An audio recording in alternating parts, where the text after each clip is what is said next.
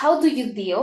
Not necessarily deal, but do you have something like figured out when a closer or a sales rep is like going through a depression? So there's a couple of things, right? So if they've been with you for a long time, okay, this is different. So if they've been with you for a long time and you've sensed that they're not doing well here because their performance is going down, it's usually within the second month that you have to give them a pip, not the first month, right? So they have one first month that's bad. Maybe they do three quarters of performance and they're struggling on the phones or whatever it is. This could be a rut, it could be a bad period, it could be marketing, it could be a few different things. You have to qualitatively look at the calls, the numbers, and all this stuff. But if they do it a second month, this is a big indication that on the first month, they were burning everything. Okay? They were burning everything because what happens is if somebody has a bad month, usually there should be a swing in the second month because they did a good job with those calls that they buy on the second month. If that doesn't happen, it means they're shooting everybody in the head on those calls. Okay?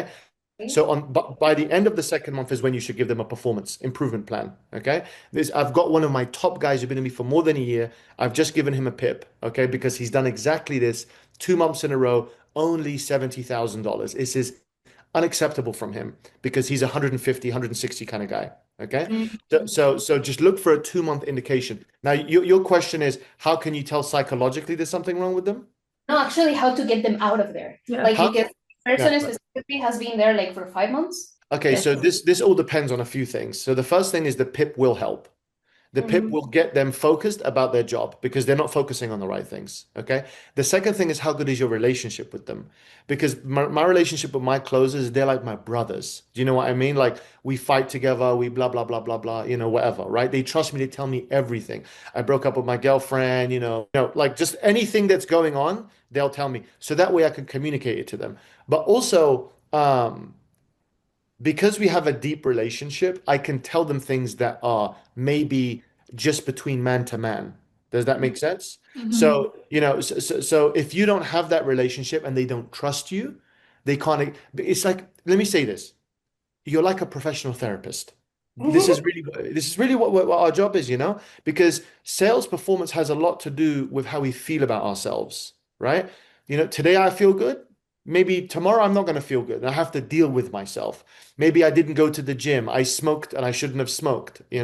Things that I don't like about myself or that I do like about myself.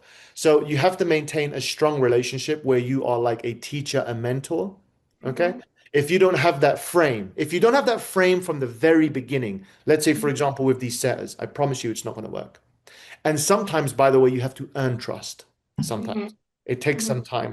So, for example, with my closers, in the beginning, some of them didn't like me. But little by little, they see I call their leads back, I close deals with them, I don't take their commission, I praise them, I give them great, great coaching feedback on calls. I'm there for them. And they're like, you know what? He's on my side. Okay.